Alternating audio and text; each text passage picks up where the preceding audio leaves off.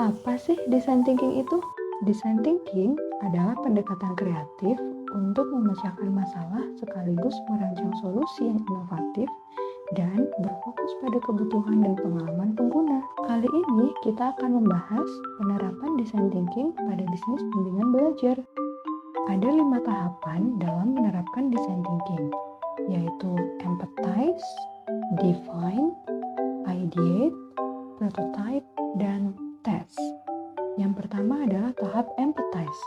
Tahap empathize adalah tahap untuk memahami perspektif dan perasaan yang dialami customer, seperti memahami keluhan dan juga keinginan customer. Tahap yang kedua adalah define, yaitu mendefinisikan permasalahan customer yang akan diselesaikan dari sudut pandang customer. Yang ketiga adalah tahap ideate, yaitu menghasilkan ide-ide solusi sebanyak dan sekreatif mungkin dan memilih ide solusi terbaik.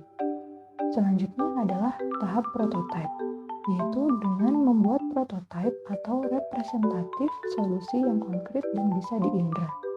Dan yang terakhir adalah tahap test, yaitu menguji cobakan prototype dengan customer untuk mendapatkan umpan balik terkait solusi yang dibuat. Dalam menerapkan design thinking pada bisnis bimbingan belajar, tahap pertama yang akan dibahas adalah tahap empathize, yaitu seiring dengan perkembangan zaman dan teknologi yang begitu canggih, membuat semua orang tidak bisa lepas dari smartphone.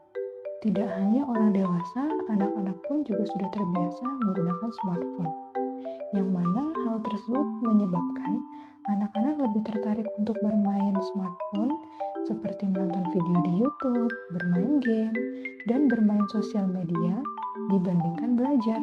Tentu saja hal ini adalah suatu kekhawatiran bagi orang tua, terutama orang tua yang disibukkan dengan pekerjaan sehingga kurang mempunyai waktu untuk mendampingi anak dalam belajar.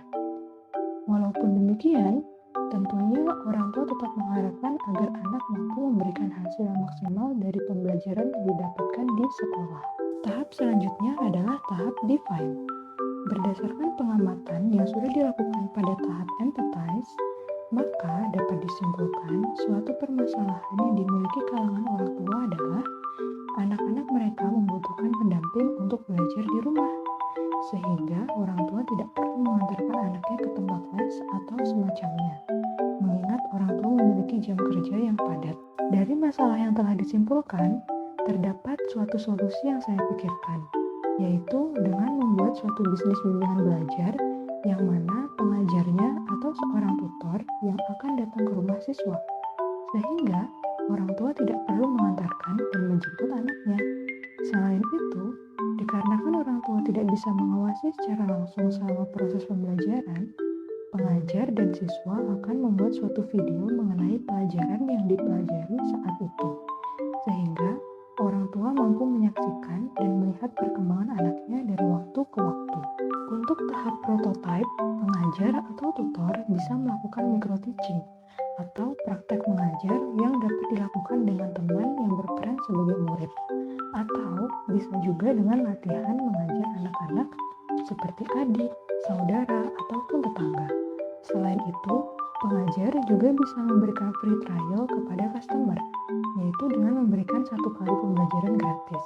Jadi, jika customer menyukai cara dan hasil pembelajaran, customer bisa melanjutkan untuk mendaftarkan anaknya pada bimbingan belajar tersebut. Tahap yang terakhir adalah tahap tes, di mana pengajar mulai mengajar siswa yang sudah mendaftar. Dan pada tahap ini juga, customer bisa memberikan feedback terkait dengan proses pembelajaran jika dirasa masih ada yang kurang, sehingga dapat terus dilakukan evaluasi pada usaha bimbingan belajar tersebut untuk menghasilkan kualitas yang semakin baik dari waktu ke waktu. Baik, itu saja yang dapat saya sampaikan dalam penerapan design thinking, dan terima kasih.